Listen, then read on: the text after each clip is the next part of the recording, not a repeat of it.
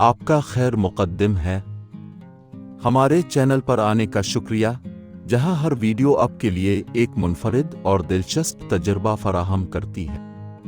ہم آپ کو مختلف موضوعات کے بارے میں آگاہ کریں گے۔ کیا آپ نے کبھی سوچا ہے کہ دوسرے سیاروں پر آپ کی آواز کیسی ہوگی؟ ٹھیک ہے، مزید تعجب نہیں۔ اس ویڈیو میں ہم دریافت کریں گے کہ ہمارے نظام شمسی میں مختلف سیاروں پر آپ کی آواز کیسی ہوگی۔ تو آرام سے بیٹھیں، آرام کریں اور آئیے کائنات کے ذریعے سفر شروع کریں۔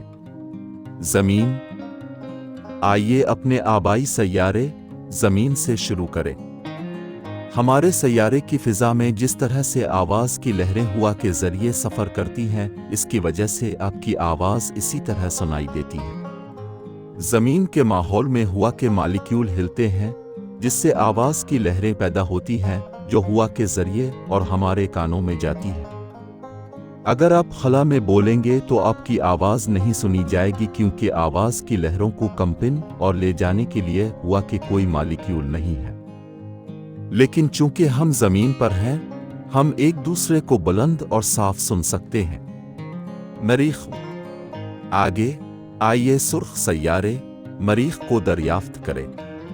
مریخ کا ماحول زمین سے زیادہ پتلا ہے، جس کا مطلب ہے کہ آواز کی لہریں ہوا کے ذریعے مختلف طریقے سے سفر کرتی ہیں۔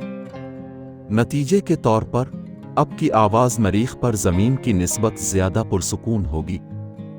اس کے علاوہ مریخ کے ماحول کی ساخت زمین سے مختلف ہے۔ مریخ کا ماحول بنیادی طور پر کاربن ڈائی آکسائیڈ سے بنا ہے، جس کا مطلب ہے کہ صوتی لہریں زمین سے مختلف رفتار سے سفر کریں گی۔ یہ سیارے پر آپ کی آواز کے انداز کو بھی متاثر کرے گا۔ زہرہ، اب آئیے وینس کی طرف چلتے ہیں، ہمارے نظام شمسی میں سطح کا سب سے گرم درجہ حرارت والا سیارہ۔ زہرہ کا ایک موٹا ماحول ہے جو بنیادی طور پر کاربن ڈائی آکسائیڈ سے بنا ہے، جس کا مطلب ہے کہ آواز کی لہریں زمین سے مختلف رفتار سے سفر کریں گی۔ چونکہ زہرہ کا ماحول اتنا گھنا ہے، لہذا آواز کی لہروں کو بڑھایا جائے گا، جس سے اب کی آواز زمین پر ہونے والی آواز سے کہیں زیادہ بلند ہوگی۔ تاہم زہرہ پر زیادہ درجہ حرارت اور دباؤ انسانوں کے لیے وہاں زندہ رہنا مشکل بنا دے گا، اس لیے ہم جلد ہی کسی بھی وقت اس سیارے پر اپنی آواز کی جانچ نہیں کر سکیں گے۔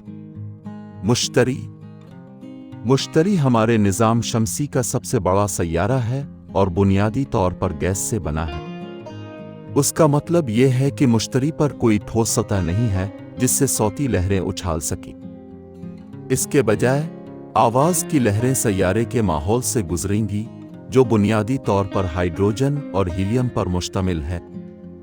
چونکہ مشتری کا ماحول بہت گاڑھا ہے، اس لیے آواز کی لہریں زمین کی نسبت کم رفتار سے سفر کریں گی۔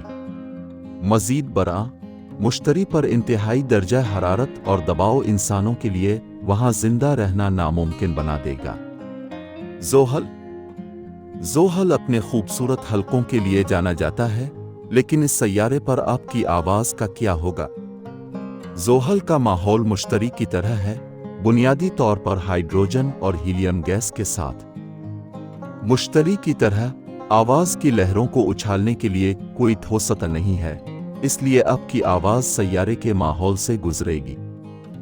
تاہم زمین اور زحل کے درمیان فاصلہ اتنا وسیع ہے کہ جدید ٹیکنالوجی کی مدد سے بھی اپنی آواز سننا مشکل ہو جائے گا۔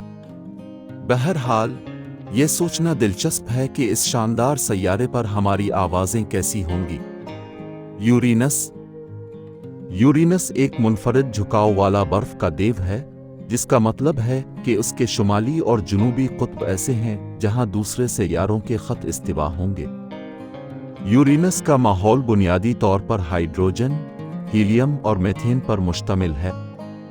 چونکہ یورینس سورج سے بہت دور ہے، اس لیے یہ انتہائی سرد ہے، درجہ حرارت 224 سی 371 F تک گر جاتا ہے۔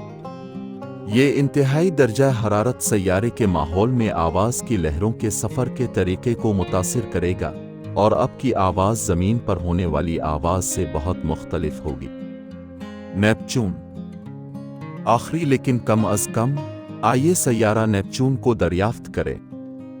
यूरेनस की तरह नेपच्यून एक बर्फ का देव है जिसमें बुनियादी तौर पर हाइड्रोजन और हीलियम माहौल है, मीथेन के निशानात के साथ।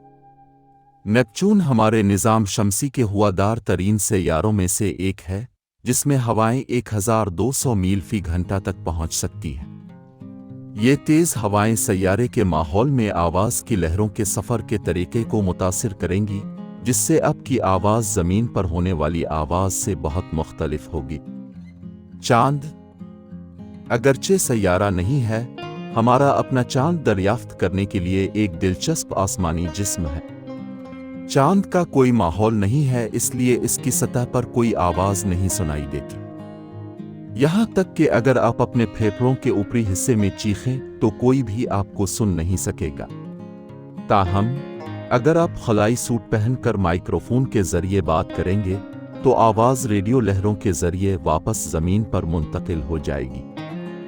सौती लहरें खला के खला से गुजरेंगी और ज़मीन पर रिसीवर्स के जरिए उठा ली जाएंगी। ये सोचना दिलचस्प है कि चांद पर माहौल की कमी हमारी आवाज़ों की आवाज़ को कैसे मुतासिर करेगी।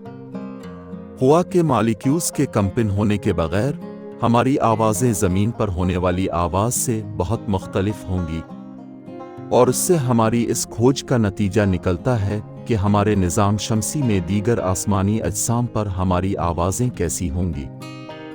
हमें उम्मीद है कि अपने हमारी कायनात के इस सफ़र से लुत्फ़ अंदोज़ हुए होंगे।